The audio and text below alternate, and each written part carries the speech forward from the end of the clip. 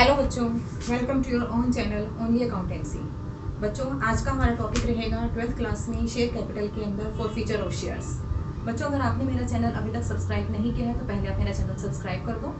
चलो, for feature of shares आज हम डिस्कस करते हैं। बच्चों, हमने इससे पहले प्रोरेटा अलॉटमेंट को डिस्कस किया था। प्रोरेटा अलॉटमेंट मतलब जब हमारे शेयर्स ओवर सब्सक्राइब होते हैं, उसका मैंने प्रॉपर एक एग्जाम्पल लेकर आपको लास्ट वीडियो में समझाया था।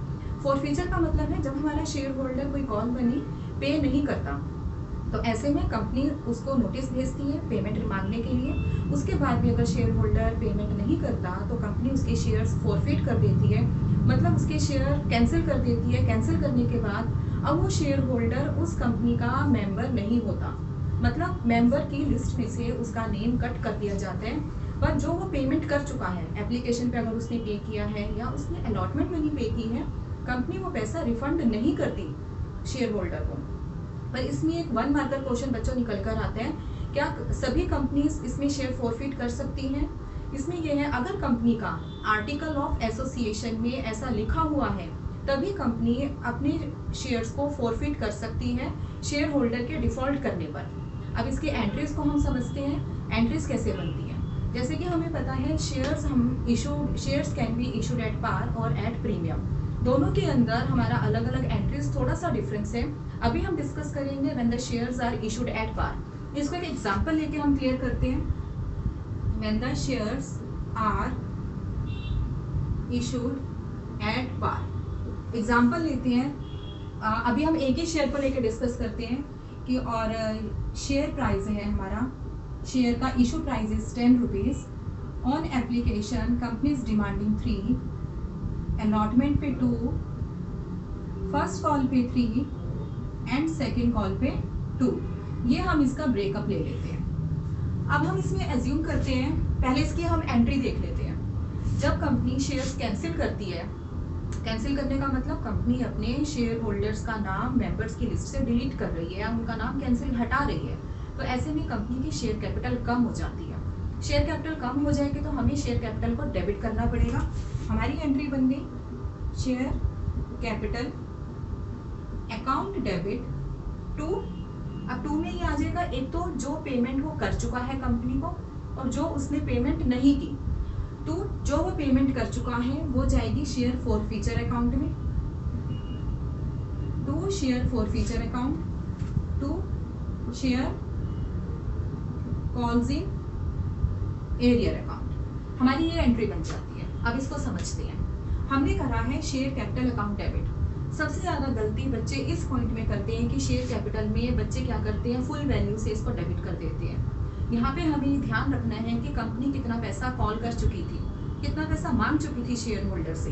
अगर हम यहाँ पर सिचुएशन में देखें, कंपनी, हम मान के चलते हैं कंपनी ने फर्स्ट कॉल तक शेयर होल्डर से पैसा मांगा। एप्लीकेशन पे 3, अलॉटमेंट पे 2, फर्स्ट कॉल पे 3 कंपनी मांग चुकी थी। तो कॉल्ड अप मनी हमारी होगी 3 + 2 5 + 3 8। शेयर कैपिटल में हो गया 8 रुपीज। अब यहाँ पे हम फिर एज्यूम करते हैं कि शेयर होल्डर ने ना तो अलॉटमेंट मनी पे की, ना ही फर्स्ट कॉल पे किया।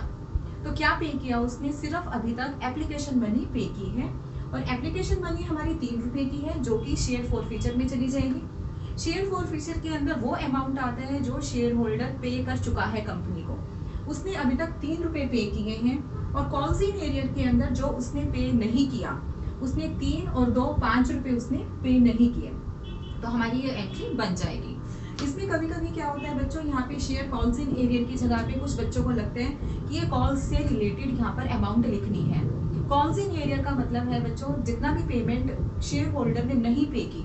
और इसको अगर हमें और इजी करना है तो हम यहाँ पर इसको टू शेयर अलॉटमेंट अकाउंट, क्योंकि उसने अलॉटमेंट की मनी नहीं पे की, and to share first call account, उसने कॉल मनी नहीं पे की। अलॉटमेंट पे 2 रुपीज, फर्स्ट कॉल पे 3 रुपीज। हमारी ये एंट्री इसमें बन जाएगी। इस जो अभी हमने सिचुएशन ली थी, यहाँ पर हमने ये एज्यूम किया था कि after the first call company ने शेयर होल्डर के शेयर्स फॉरफिट कर दिए, तो हमने 8 रुपीज कॉल्ड अप लिया था। अगर इसी सिचुएशन में हम बच्चों ये मान लें कि उसने अलॉटमेंट मनी पे की है, एप्लीकेशन मनी पे की है, फर्स्ट कॉल और सेकेंड कॉल मनी नहीं पे की, और उसके बाद उसके शेयर्स फॉरफिट हैं, मतलब शेयर्स हमारे फुल्ली कॉल्ड अप थे, तो 8 की जगह हमारे अब 10 रुपीज़ हो जाएंगे। 4 फीचर में अब हमारे 3 + 2 5 रुपीज़ आ जाएंगे, वो 5 रुपीज़ दे चुका है। फर्स्ट कॉल में हमारे 3 रुपीज़ आएंगे और यहाँ पर अलॉटमेंट का वो पैसा दे चुका है, अलॉटमेंट नहीं आएगा तो to share second call account 2 rupees. तो इसकी ये हमारी एंट्री बन जाएगी। एक बार इसको हम फिर से रिवाइज कर लेते हैं। शेयर कैपिटल के अंदर कॉल्ड अप वैल्यू कितना पैसा मांगने के बाद कंपनी ने शेयर होल्डर के शेयर्स फॉरफीट किए हैं, यहाँ पर उससे आएगा। 4 फीचर में शेयर होल्डर कितनी पेमेंट कर चुका है कंपनी को, वो अमाउंट आएगा। उसके बाद 2 फर्स्ट कॉल सेकेंड कॉल या शेयर अलॉटमेंट जो उसने पेमेंट नहीं की वो चीज़ आएगी। बच्चों ये एंट्री हमारी बनी थी अगर हमने शेयर्स इशूड एट पार की अगर हम बात करते हैं। अब हम बात करते हैं when the shares are issued at premium. Issued at premium, premium का मतलब क्या हुआ, इशू प्राइस जो है हमारा वो over and above the face value है। अब इसमें बच्चों को कई बार कंफ्यूजन हो जाते हैं कि फेस वैल्यू क्या है और इशू प्राइस क्या है।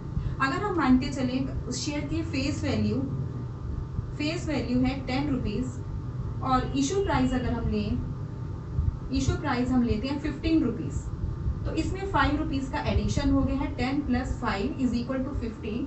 15 is the issue price and 10 is the face value. तो ये जो 5 रुपये है ये हमारा प्रीमियम का अमाउंट है। कंपनी 5 रुपये प्रीमियम ले रही है। अब बात ये आ गई कि कंपनी ये प्रीमियम की पेमेंट के इनमें से किस लेवल पर लेगी, किस स्टेज पर कंपनी प्रीमियम का कलेक्शन करेगी। अगर क्वेश्चन में नथिंग इज मेंशन, साइलेंट है, तो बाय डिफॉल्ट हम इस प्रीमियम की पेमेंट को अलॉटमेंट पर ही रिसीव करने की बात करते हैं। इस सिचुएशन में हम ये मानते चलते हैं कि जो हमारा फेस वैल्यू थी 10 थी प्लस 2 रुपीज़, 2 रुपये कंपनी प्रीमियम के ले रही है। Nothing is mention, by default premium की पेमेंट हमारी आ जाएगी अलॉटमेंट पर। अलॉटमेंट पे हमारा बन गया 4 रुपीज़, मतलब 2 + 2, 2 रुपये शेयर कैपिटल के हैं और 2 रुपये सिक्योरिटीज प्रीमियम के हैं। अब इसके अंदर 2 सिचुएशन आ जाती है बच्चों, क्या कंपनी को प्रीमियम का पैसा मिल चुका है या प्रीमियम का पैसा अभी नहीं मिला। When the premium money is received, when the premium money is received, second situation आ जाती है when premium money is not received। 2 बातें आ गई, प्रीमियम का पैसा मिल चुका है मतलब कंपनी अलॉटमेंट तक पैसा रिसीव कर चुकी है। Premium money is not received मतलब कंपनी को अलॉटमेंट का पैसा भी नहीं मिला। तो इस सिचुएशन में अगर हम देखें हमारी एंट्रीज कैसे बनेंगी, प्रीमियम मनी इज रिसीव तो अलॉटमेंट तो मिल ही चुका है, तो हम ये मान के चलते हैं फर्स्ट कॉल और सेकंड कॉल नहीं मिला। तो इस केस में हमारी सिमिलर एंट्रीज बनेंगी जो हमने क्वेश्चन अभी पीछे डिस्कस किया था, when the shares are issued at par. तो सिमिलर ट्रीटमेंट इसके अंदर हमारा रहेगा। तो वही हमारी एंट्री रहेगी, share capital account debit with the called up amount to share forfeiture account with the amount already received by the company to calls in area, the amount which is not received by the company, यहाँ पर amount not received by the company, amount already received by the company and share capital में amount which is called up by the company।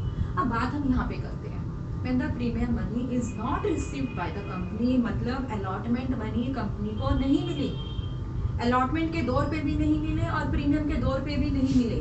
तो ऐसी situation में एक चीज़ याद रखो बच्चों, जब हमने शेयर्स इशूड एट प्रीमियम की बात की थी, प्रीमियम का पैसा जब कंपनी ड्यू की एंट्री में डालती है तो उसे क्रेडिट करती है। क्रेडिट करती है मतलब कंपनी उसको क्रेडिट करके रिजर्व एंड सरप्लस में दिखा देती है कि मुझे इतना पैसा मिलेगा। पर जब वो पैसा नहीं मिला कंपनी को, जितने भी शेयर्स के ऊपर प्रीमियम नहीं मिला, तो उस अमाउंट को उतने नंबर ऑफ शेयर्स की जो अमाउंट बनती है प्रीमियम की उसे रिवर्स करना पड़ेगा। तो हमारा प्रीमियम अकाउंट डेबिट हो जाएगा along with the share capital. तो हमारी इसके अंदर एंट्री बन जाएगी share capital account debit, securities premium account debit to share forfeiture account, to share allotment account, to share first call and second call, first call account. हम यहाँ पे ये मान के चलते हैं कि कंपनी ने उसके फर्स्ट कॉल के बाद शेयर्स फॉरफिट कर दिए। शेयर्स फॉरफिट उसके कब हुए हैं? फर्स्ट कॉल के बाद। तो यहाँ पे शेयर कैपिटल के अंदर हमें कॉल्ड अप वैल्यू को लिखना है। एक चीज याद रखना बच्चों, कॉल्ड अप वैल्यू के अंदर कभी भी प्रीमियम का अमाउंट नहीं लिखना। तो हमारा इस लेवल तक कॉल्ड अप वैल्यू कितना हुआ? फर्स्ट कॉल का 3 रुपए, अलॉटमेंट के 2 रुपए, एप्लीकेशन के 3 रुपए, 3 और 2 5 और 3 8, हमारे शेयर कैपिटल के अंदर 8 रुपए। 2 रुपए हमें प्रीमियम के नहीं मिले, ये वाले अलॉटमेंट के टाइम पर। कंपनी को कितना पैसा मिला? सिर्फ एप्लीकेशन मनी ही मिली है, तो वो 3 रुपए। अलॉटमेंट पे along with the premium amount कितना पैसा कंपनी को नहीं मिला? 4 रुपीज हमने यहाँ पे लिख दिया। और फर्स्ट कॉल पे हमारा 3 रुपए। तो प्रीमियम के अंदर प्रीमियम का पेमेंट आ जाएगा। सबसे ज्यादा ध्यान हमें इस अमाउंट पे देना है। बच्चे इसमें सबसे ज्यादा गलती करते हैं। वो क्या करते हैं, शेयर कैपिटल के अंदर प्रीमियम का अमाउंट भी इंक्लूड कर लेते हैं और यहाँ पे उनका नंबर कट जाता है। पूरी एंट्री इसकी वजह से गलत हो जाती है बच्चों। और एक चीज और जो सबसे ज्यादा गलती बच्चे करते हैं, वो इस फोर फीचर के अंदर बैलेंसिंग अमाउंट लिख देते हैं। उनको ये पता होता है, उनको ये पता होता है, ये पता होता है, ये पता होता है, और यहाँ पे क्या करते हैं बच्चे, बैलेंसिंग अमाउंट लिख देते हैं, जो कि फंडामेंटली एंड प्रैक्टिकली उनको गलत ट्रैक पे लेके जाएगा। आंसर उनका ठीक नहीं आएगा।